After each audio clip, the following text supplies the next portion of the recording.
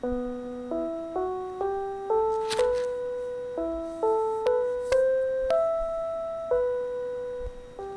this week is Parshas Chayay Sarah.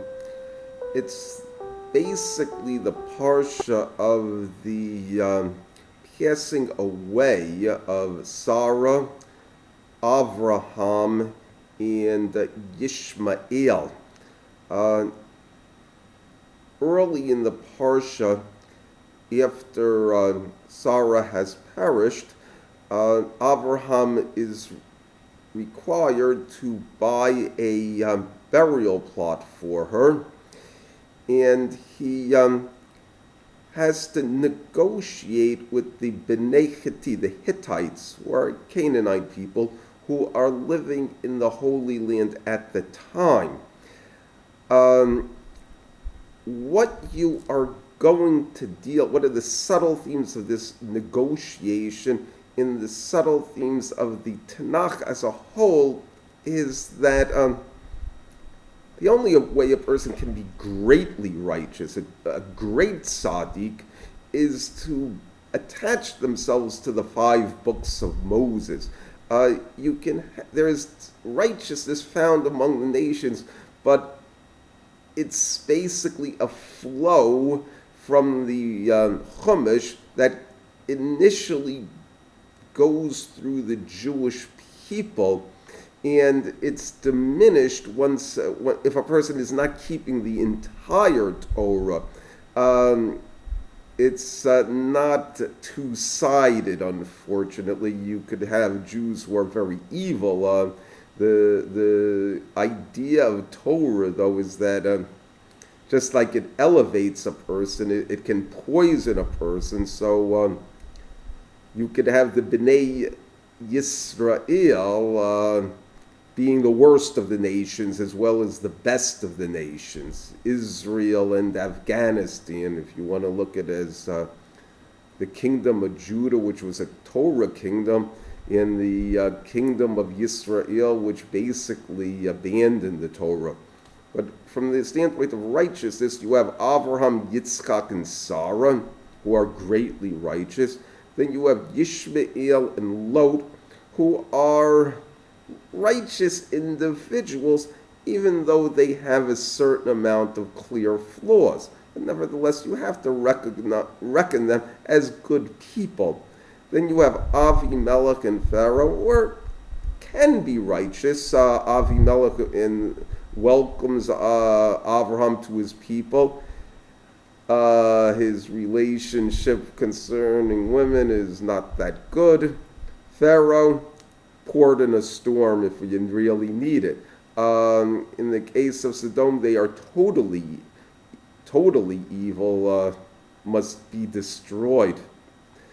The Hittites are basically like Avimelech. Their point of view concerning Avraham is that he's a Nasi Elohim, a prince of God. On the other hand, they only want him in small amounts. To have him as a permanent neighbor, they're not so enthusiastic about that. The difficulty is that Avraham needs to buy a burial plot from them, and he specifically wants the Ma'arat HaMachpelah, literally the double cave. It's significant because that is the burial ground of Adam, the first man, and Chava, and they chose that place because that was the point where the angels stopped chasing them when they were expelled from the Garden of Eden. You run into the difficulty of it's something that is really priceless when it comes to Avraham, and when it comes to the Hittites, it's of no particular importance. So as a result, the price that can be demanded for that has a very wide range. From the standpoint of the Hittites, it's basically land, unimproved land, or improved land. In the case of Avraham, it's a priceless relic. So Avraham opens up the negotiation by saying, Ger v'toshav. I'm a ger and a toshav. In this context, a resident alien, not a citizen. Toshav is saying that he is a citizen. He's a regular. He's a native resident. That this is his land.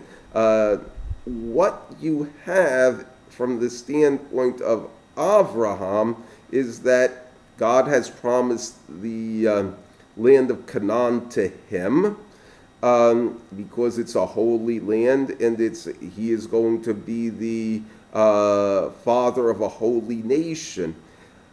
In addition to that, he is a descendant of Shem, and the inheritor of Shem, the righteous brother from the three brothers who were children of Noah.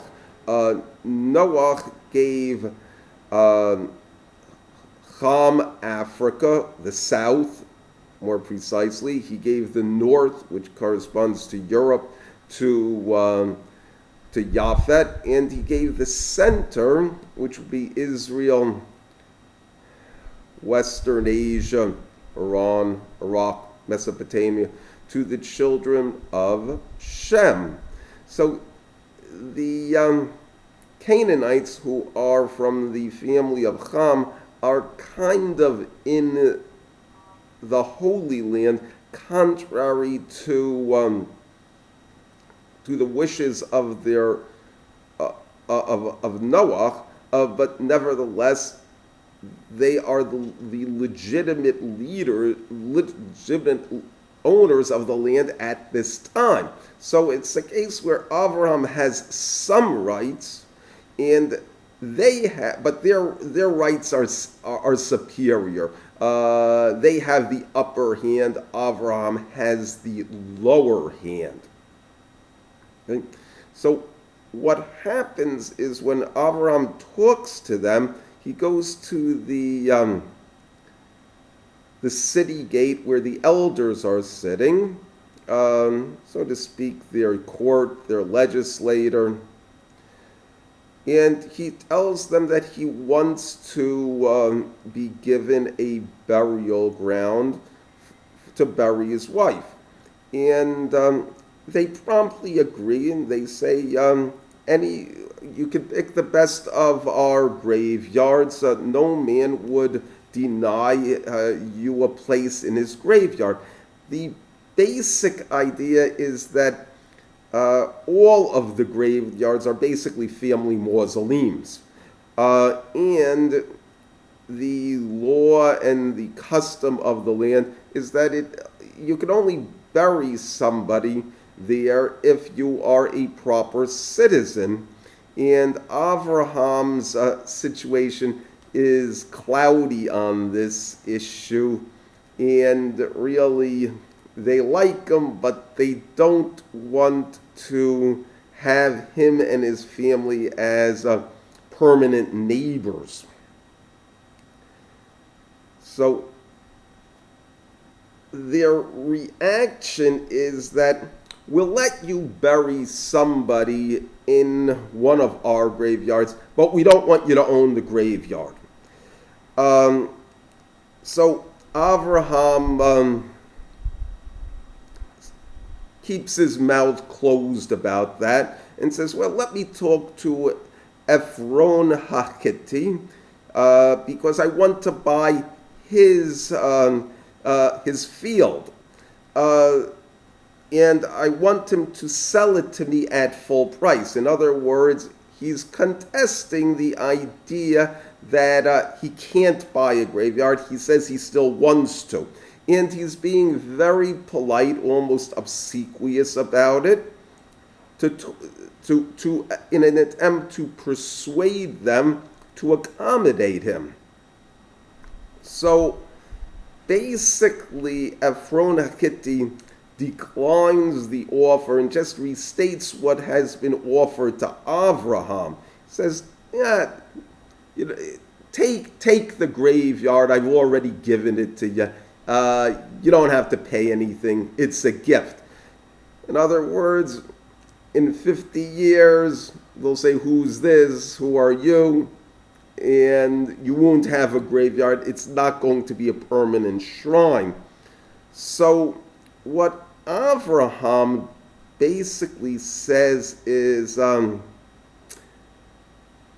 he cleverly says words to the effect, name your own price. It says, you've already given me the graveyard. I've already given you the money. Come and take it. So Ephron basically goes for the bait, and he suggests an exorbitant price. They say it's 400 shekels. The commentaries say this is really far in excess of what a graveyard or a cemetery plot or that land would normally go for. Of course, the fact that Avraham really wants it and it's the Ma'arat HaMakpelah adds an additional dimension to it, but the commentaries tend to look at it as he's gouging. So what Avraham does is he quickly accepts the deal, and he gives them the money. And what he is doing is he's basically being shrewd. It's a case where they're satisfied to accept the money, and they're willing to accept the idea that Avraham will be around as a permanent resident. So it comes out that when you're dealing with, say, a checkered situation where you have the moral high ground, it is the land of Israel. It is going to eventually come to Avraham. But nevertheless, you have the practical low ground. You start off by being very polite.